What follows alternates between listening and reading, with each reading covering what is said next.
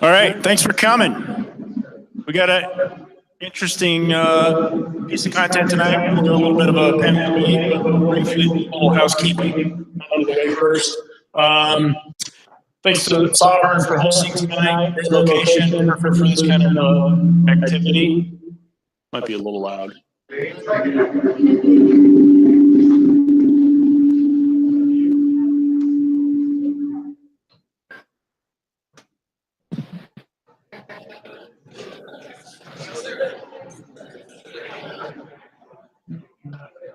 Is this any better? No.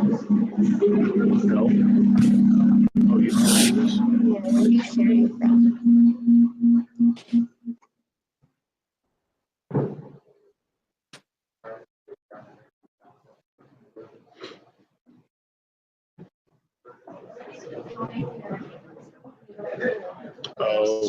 Oh, the Hangout? Yeah.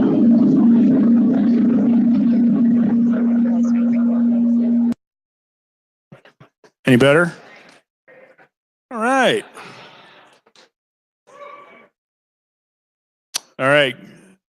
Back to business. Thanks to Sovereign for the great location, providing the food and the drink.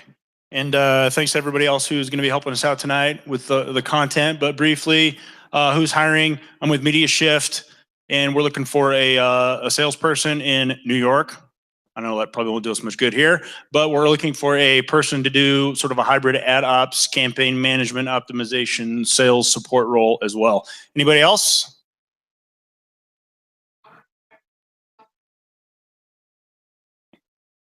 Sovereign engineering and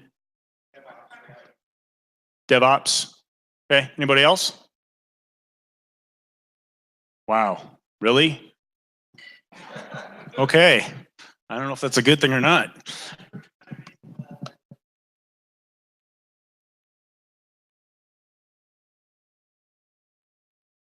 Support staff for DoubleClick in sales in New York and San Francisco. Support in Denver, okay. Awesome, anybody else? Looking, oh yeah, good question. What kind of job are you looking for? Front-end developer. I heard somebody here is hiring engineers. Anybody else? Anybody else? Going once, going twice. All right, so a brief tee for next month. We're gonna do a blockchain crash course, and it's gonna be pretty interesting. I'm a neophyte on blockchain, and we're going to have a pretty interesting discussion with some very passionate people who can help us understand its application advertising. So mark your calendar for that. And then moving on, what are we going to talk about tonight? So we're taking a formal debate to a panel, which sometimes people can fall asleep during. Hopefully not tonight. We're going to do it in the next half hour. And what that comes down to is brief introduction of the topic, and we're going to do a vote. You just pull your phone out, so get it fired up. Open up a browser. You could probably go there right now if you want. The website is sli.do. Punch in that code and answer the question. And the question is really, the best solution for defeating ad fraud is eliminating open market programmatic exchange buys and issuing direct insertion orders with publishers who create and own content. So that's the motion. You basically vote for or against. The number is G935. So you vote now. Then we're going to go through the debate. Opening statements these guys have all prepared, so this will be a very interesting, riveting session. Opening statements for and against, opening arguments for and against, a little break for them to regroup. They'll come back with some rebuttals. Then we can do some Q&A from you guys. I know there's at least two people here who are well entrenched in this side of the business who can ask lots of good questions. Audience Q&A, of course, and then closing statements against for, and then finally another vote. So the idea is, can these guys influence your opinion on this motion in particular? The 4th team, we have Jeremy from Project Bourbon and Matthew from Apogee Digital Media Partners. Give them a hand.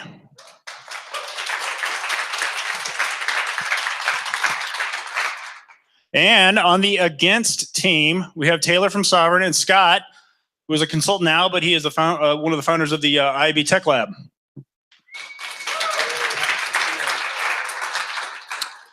And in case you didn't notice, I do have a timer on the screen, so there's a little peer pressure to stay on track.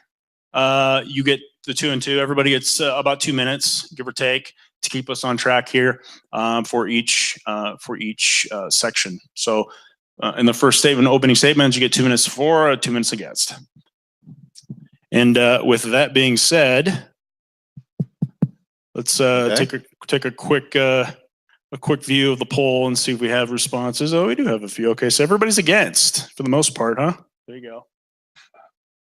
19 votes. It's a friendly house. Looks like clickbots have been going at it here. That's right. That's what happens. So yeah, quickly, this will close and you won't be able to make an initial vote here in a minute. So hurry up and do that before these guys start influencing your opinion.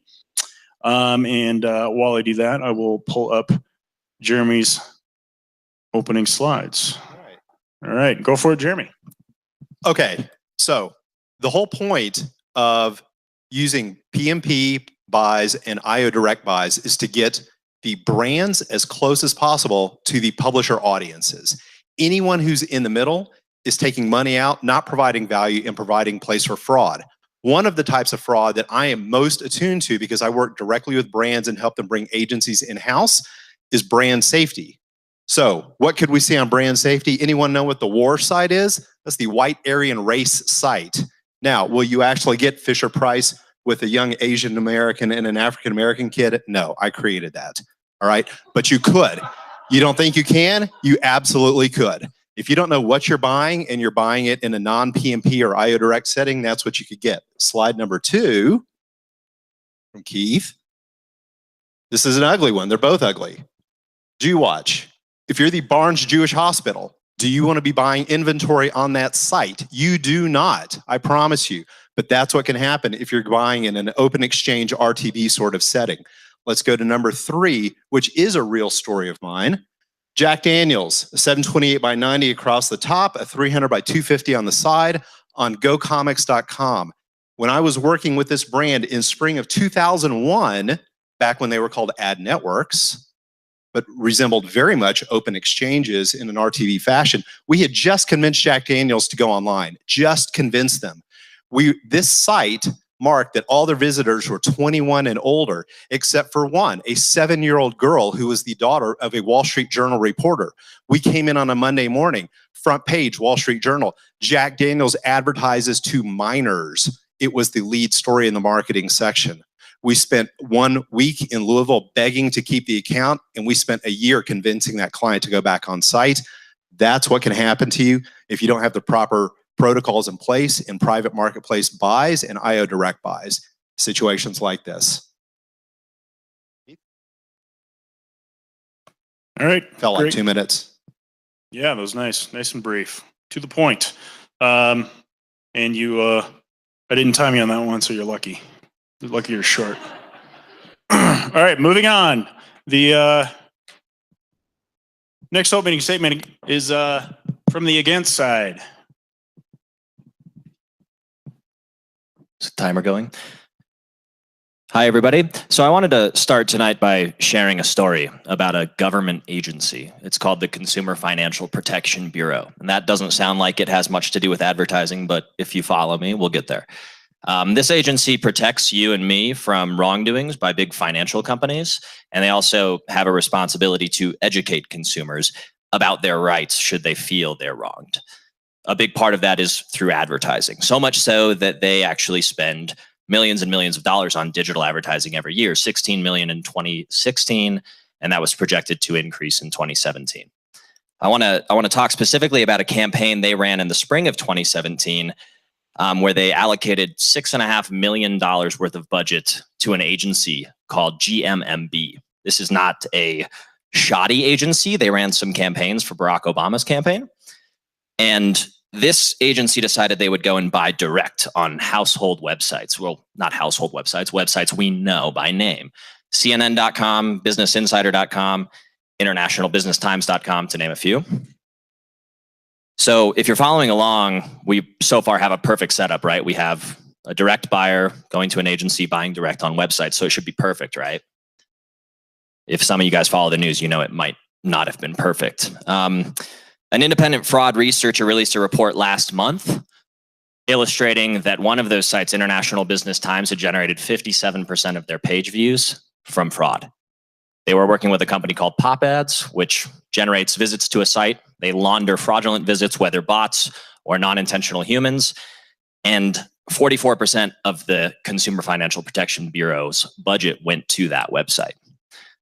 So I share that story to illustrate a pretty simple fact, and that is that even in an ideal situation where an advertiser is going direct to a publisher, there's no guarantee that there will be no fraud. So eliminating open programmatic exchange buys does nothing to reduce that risk. Scott and I are going to argue tonight that the only way that you actually accomplish that is through trust in the supply chain, third-party validation, and oversight.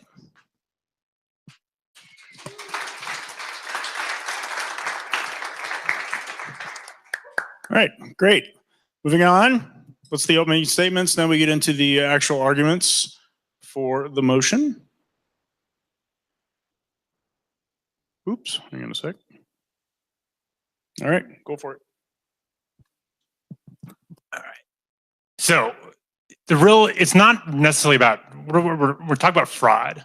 The real fundamental issue is the misalignment of incentives. So when we talk about alignment of incentives, we talk about why do an advertiser want to spend money with a publisher? The advertiser wants to spend money to grow sales, correct? So in a world where there's an open market, the likelihood that the publisher actually understands what the goal of the brand is becomes less and less and less.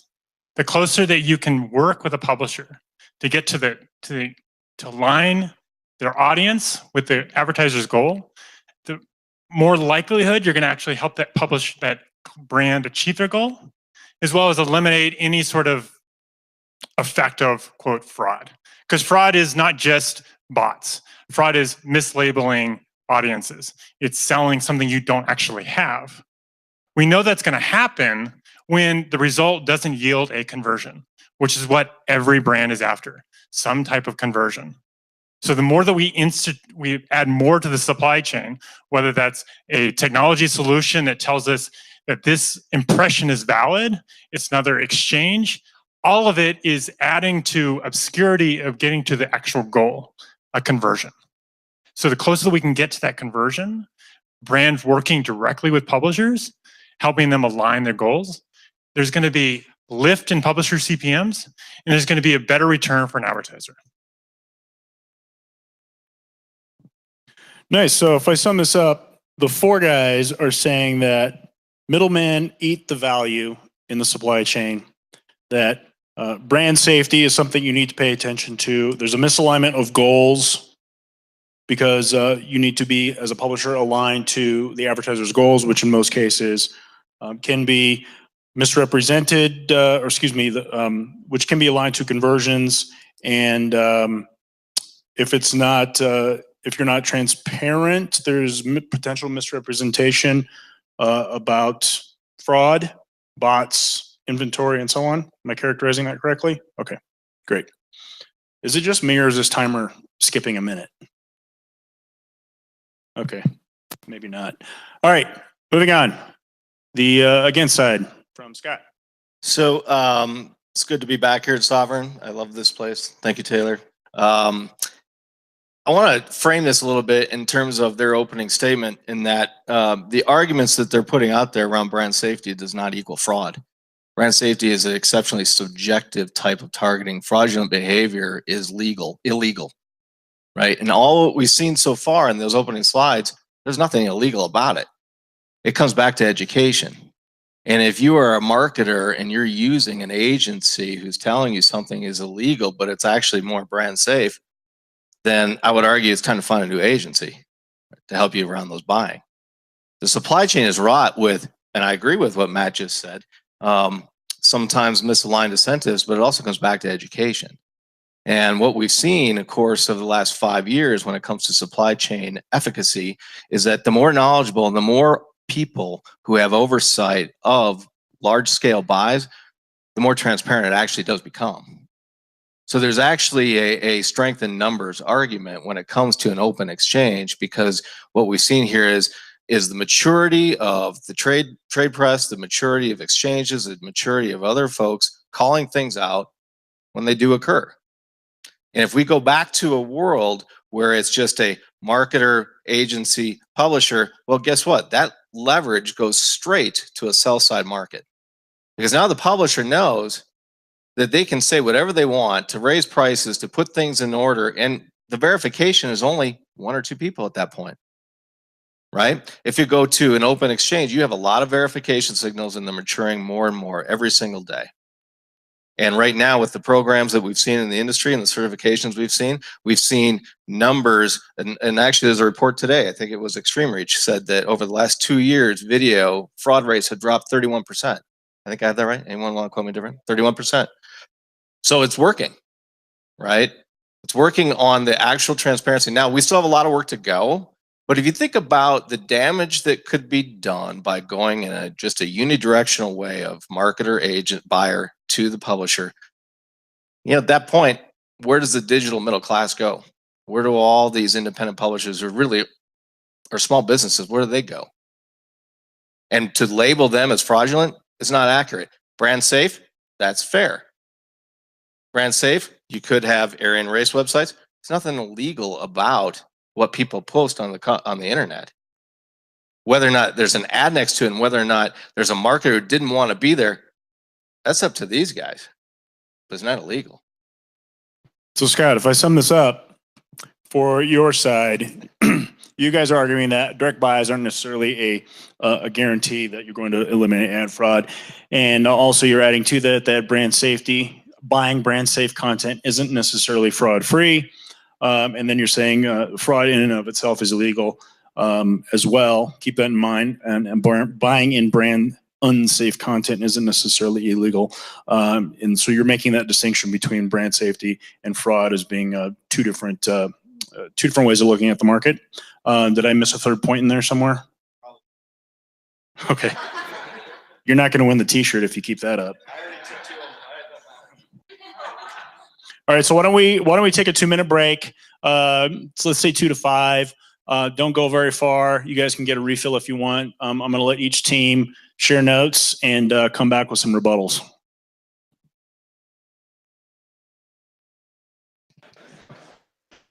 All right, so we're going to continue here with the rebuttals. And the way this works now, the order is flipped. So the against team will have the first 2 minutes to make their counter arguments. And who's making the counter arguments? Taylor? Go for it. All right, so the for team focused a lot on conversion as an important aspect for the buy side. We're not going to deny that at all, and we understand that it's very important. Maybe there is on occasion a lack of understanding from a publisher about conversion, but the fact of the matter here is that you don't get any different conversions in the open exchange versus a direct buy. I'm not talking about the efficacy of the conversions or anything like that, but the fact of the matter is a conversion is a conversion is a conversion.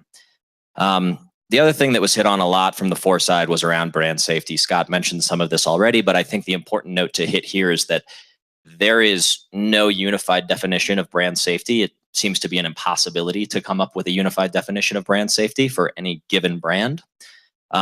Whereas when you speak about fraud, it's fairly easy to come up with a unified definition, and Scott's hit on it before, that is that it is an illegal practice. Lastly, we want to hit a little bit more on a subject that we've spoken about, which is in an open exchange, you have a supply chain that is occupied by many middlemen. That's something that was hit on by the for side. The benefit there is that you have multi-step validation and verification with third-party tools, oftentimes using the same tool. So you have, many of you might be familiar with integral ad science. You'll have integral ad science scanning for one partner and the next. Sometimes that can be seen as not ideal, but ultimately for the buy side, there's a better guarantee for the quality of inventory that you are ultimately buying. All right, great. And the 4 arguments are by Jeremy. All right, a couple of issues. Legal, illegal was touched on earlier. We're not talking about illegality or legality. We're talking about good business or bad business, right? We're talking about spending your media dollars as effectively as possible to get the conversions. The reason that brand safety is critical is because last month, JP Morgan came out with a list of 3,000 whitelisted sites and 1,500 YouTube channels that were acceptable. Buying outside of that is not acceptable because this industry's done a lousy job. Proof that it's done a lousy job, all the players that have had to get involved. The industry didn't wake up and mature because it hit puberty. The industry woke up and matured because they were screwing their clients in open exchanges. They got caught. It got run in the Wall Street Journal. CFO and procurement showed up and said, where the hell is all our money going? And the CMOs said, we don't know. We don't have visibility. Hence, private marketplace came back. IO Direct came back. Integral Ad Science, who's a great company, Moat, all the others, they all of a sudden found a market. Why?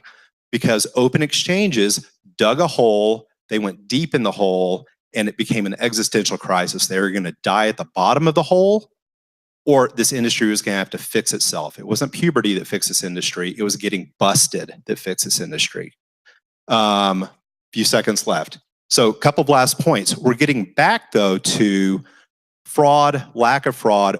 Again, this is the highest ROI and the highest return on ad spend that you can get for your client, period. And the most money that your client can put directly on the publisher's site to speak to that publisher's audience and get that publisher's audience to come back to the brand and convert will always lead to the highest return on ad spend. Every penny that gets shaved off along the way in tech taxes that get bumped up by agencies along the way, SSPs, more hops along the way, fewer money that go to a publisher, lower quality audiences they can attract, and lower quality publisher audiences they can bring back to the brand and convert. Great. All right. So let me see if I can sum this up. The guys on the for side, for everybody's recap, talking about middlemen eating value in the supply chain, which reduces your overall ROI as an advertiser because they're sucking up the cost rather than going to working media. Talking about brand safety. If you buy brand safe, you're going to get less fraud. That there's a misalignment of incentives with publishers who maximize revenue versus optimizing towards an advertiser's goal. The issue that the foresight is arguing is that this isn't an issue of fraud and good. It's really about good and bad business and about driving conversions and ROI for the client. The reason that PMPs and IOs are coming back is because the industry was busted from all of the fraudulent activity that was happening. And they believe that PMPs and IOs are going to reduce that fraud. And then, yeah, I think that really sums it up. Did I miss anything there? Gentlemen? All right. The against side, if I can sum this up, that buying direct is not necessarily a guarantee of safety. That buying brand safe isn't necessarily a guarantee of fraud free. That conversions are the same whether you buy open versus closed market. Doesn't really matter. Brand safety is a very subjective term, whereas fraud is very objective, and not only that, it is illegal. That many middlemen in an open market offer multiple steps and hence multiple checks along the way for enhanced and increased safety of the buy. Did I miss anything on your side? All right, questions?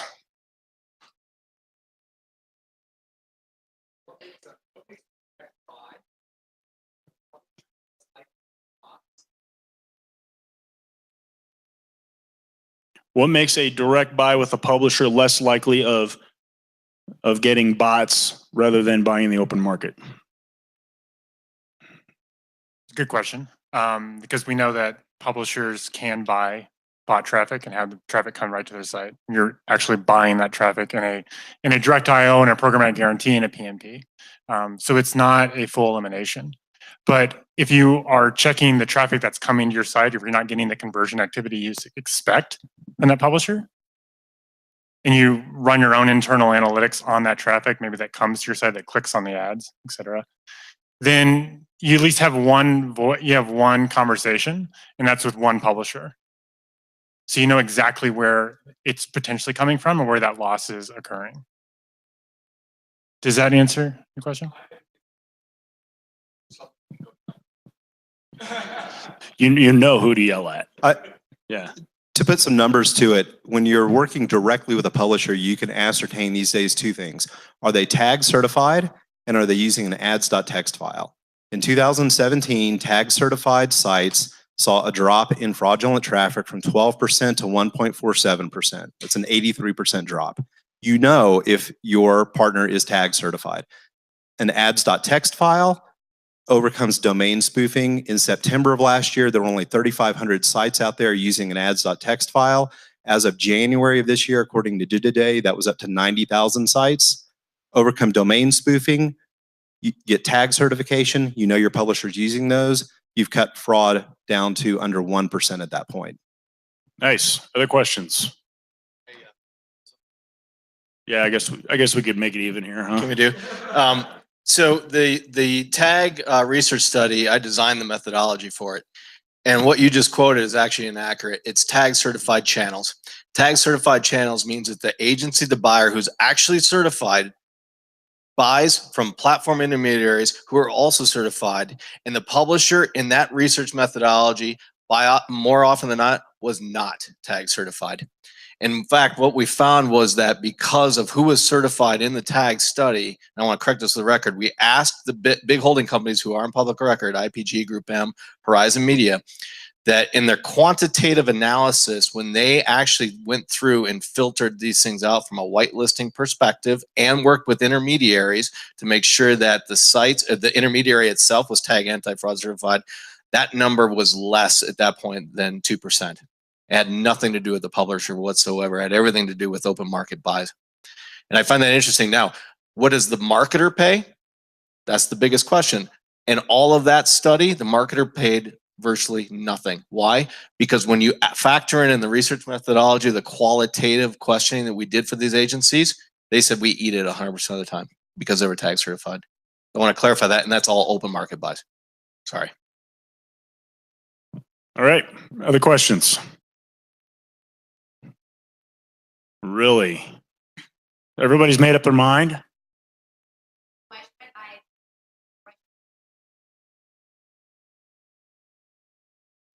So why should the direct buyers, why should she buy her media from the direct buyers? Well, first off, I'm not an advocate of complete 100% direct buying. Like, I fully believe in programmatic. I think the evolution that is why you buy with us is because we're pushing the boundaries of programmatic guarantee, programmatic direct, utilizing all the first-party data and all the insights that we can actually apply, but doing so in a particular one-to-one publisher with you, the brand. So we understand, like, we're getting to that user, we're getting feedback from the publisher. The publisher is working for us in a capacity that's greater than just putting up banners on their site. And that's why you work with us, because we're not. I'm not saying we're not going to go and spend your money frivolously by putting direct buys that don't have any sort of quantitative measure to them. It's that understanding what's incentivizing the publisher, because most buyers out there don't understand what's incentivizing a publisher. Incentivizing publishers is about yield maximization. How do you get yield maximization? Well, you improve the advertiser's goal. You get them more efficient because they're willing to spend more money with you. The more money they get spent because they have better ROI, it's going to get funneled to you. That doesn't happen overnight, but it happens over time. So that's why you work with us, because I understand that. My team understands that. One more question from anybody? Nick? Come on. Any other fraud people?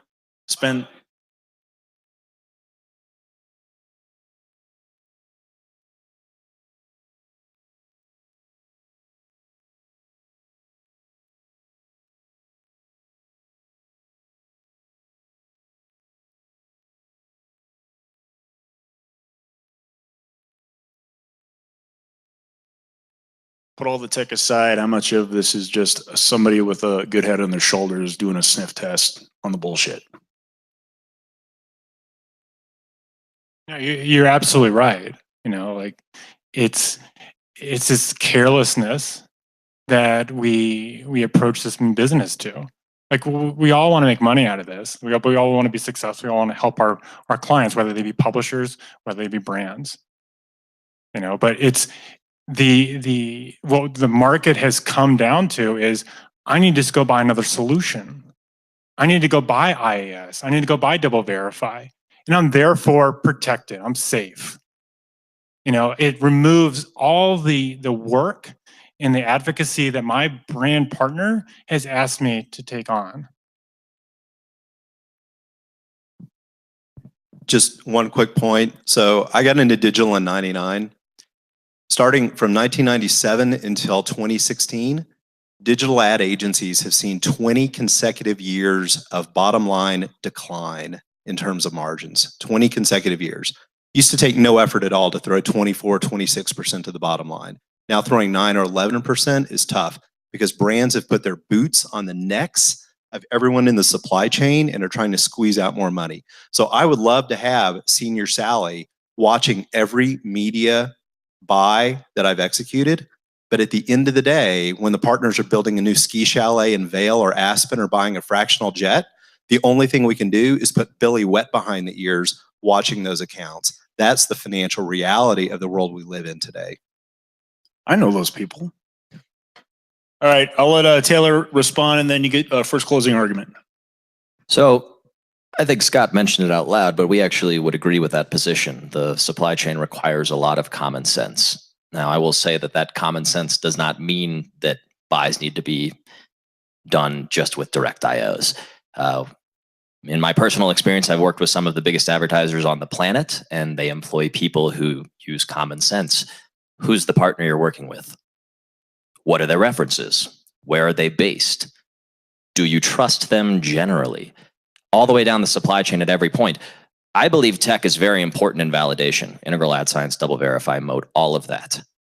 But none of that actually works better than a common sense eyeball, right? Visiting a website where you're making an ad buy and saying to yourself, would I visit this website? Does it make sense for me to be here interacting with the content, sharing it on social media, those types of things? If you can answer yes to those questions, in most cases, the answer is going to be that that's a quality website. So, any closing arguments from your side? The original question that we framed here tonight was whether or not the open exchange was if we were better off without it because of fraud, and the questions have risen to brand safety. They've risen to buy side knowledge and education, and I obviously clearly know Matt and these guys. This guy would write a thesis on this if he could. If we really think about an open exchange, we really think about the work that we've done around these things, there is a strength in numbers argument. There is a strength in the knowledge we have here. The marketers are asking more questions. JP Morgan Chase is removing 3,000 domains, not because of the open exchange, but because they're getting better at asking the right questions. The domains they still traffic to, they're still on the open exchange, right? And so I agree with the sentiments of the other team here in that, clearly there is a hypervigilant spotlight on this, and this is why this has come out and truncated. But make no mistake, the open exchange, would you rather have an open exchange, or would you rather have Google AdWords supplying all these funding for small businesses across the US? That's really what it's at stake. Earlier last summer in June, some of you know this, I was at I was invited by the industry bodies, because I still advise a lot of them there, to give a readout to congressional Republicans on why net neutrality repealing would be a really fucking stupid idea. And the argument really comes back to the ability of a digital middle class in the economy that is now inherently digital, funded by advertising. You have a lot of small businesses out there. You have a lot of mom and pop shops, bloggers, you name it. Some of them are solutions. I have a healthcare platform that is ad supported. It's not a blog, but it's ad supported. And if you think about this open exchange concept of, well, let's just do away with it, I can't imagine a world now that would look where it's really dominated by a select few. We lost the net neutrality argument, but we didn't lose the overall argument of why advertising is actually fundamentally important to supply income at that point, right? And if we take away the open exchange because we say it's more wrought with fraud, which I think we know, through some of the truncation and the bots, some of the research we've done out there, that especially around tag and the continued research we do with tag, is we're proving that the intermediaries and the agencies themselves, those who are certified, are the ones who are actually taking the proactive step to clean it up. Now, if you think about what that means, you think about what Google's doing by moving all these domains, going direct to a publisher doesn't safeguard you in your spend. It actually might make your conversions harder because you're not reaching all the audiences you might want to reach at that point. And because Taylor has mentioned names out there that, you know, I do a lot of consulting out there and I jump into certain dumpster fires here and there to help them out. But at the end of the day, going straight to a brand, even a premier premium publisher, doesn't guarantee you fraud-free experience. All right, Scott, That's it. Got to cut you off. Thank you. Final statement by the 4 team, and then we'll vote. 2 minutes. All right. First off, thank you all for being here tonight and pushing us to clarify our arguments for this, because I know it's hostile. You know, for me, it's and I think I'll speak for the entire buy side. It gets down to fundamentally, like, I'm here as a publisher to help this other solution, this other brand, achieve a goal. If you're a real estate broker, your job is to help a home buyer find a home or to sell a home. Your incentive is to align them with the best possible deal. All right. When you start to invoke all these other middle parties, you're relying on those parties to uphold that trust that you don't have in a one-to-one relationship. Now, we have millions of websites and there's millions of consumers in the world. So how do you effectively achieve this one-to-one relationship? It's hard, okay? But going down the road of just opening up the entire exchange, entire market as your quote market is not the best way to go do it. You can form PMPs with a great network like Sovereign where they're curating specific audiences and you're working with an individual account managers helping you develop an audience in getting that scale maybe on smaller tier sites, which you'd never have an opportunity to buy on. And then you can work directly with a large Comscore publisher who has an audience development team internally who can help you get to that goal. The development of technology with programmatic guarantee and programmatic direct and PMPs has allowed marketers and a lot of publishers to increase their yield, both on the revenue side for the brand and the publisher side for increasing the number of the payout on CPM while reducing at times the number of ad impressions on a particular site. If you've been in the Daily Camera, you know, they're struggling like all newspapers. If you look at what happens on their site, there's 15 ads on the page, okay? Because they're not getting to the advertiser's goal. They're scrambling. So it's a misalignment of what's the advertiser's end goal, you know. And I close with, the open exchange is not necessarily a bad thing. It needs to evolve. Teams need to think deeper about what the open exchange can offer and start to curate things more specifically than what the current market allows for. That when you start curating, you start getting the publisher teams aligned with the buying teams, you're going to start understanding what is actually needed to occur to make this successful. Because it's very hard to start something in this business.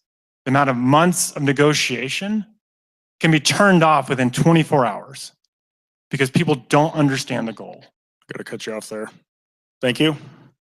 Everybody, go back to Slido here and vote. I'd like to see if your mind has been changed on the subject and give everybody a hand. This has been good. I want to put a little plug in for everybody. We got Jeremy here. If you're a brand and you need somebody who used to work on the agency side to bring some wisdom to your operation. We have Matthew here who runs a trading desk if you need some buying assistance out in the market. We have Taylor here. I think you all know Sovereign, right? And then we have Scott, if you need some consulting for technical expertise, or you just need your foot in the door somewhere, I guess, huh? Dumpster fires. All right, let's check out the results. You can't vote twice. Oh, it's not letting you vote? Oh, you know what? Hang on a second. Redo the election. And this one.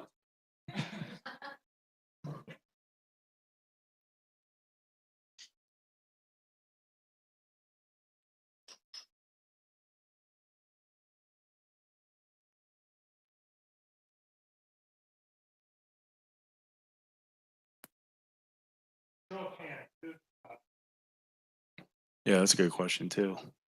How about we do a hand vote? Who votes for? We got 1, 2, 3, 4, 5, 6, 7. Wow. I still see 7 here. All right. And then who's against? Obviously everybody else, huh? Which is about probably like 40. That's a pretty big number. Sorry the tech didn't work here, but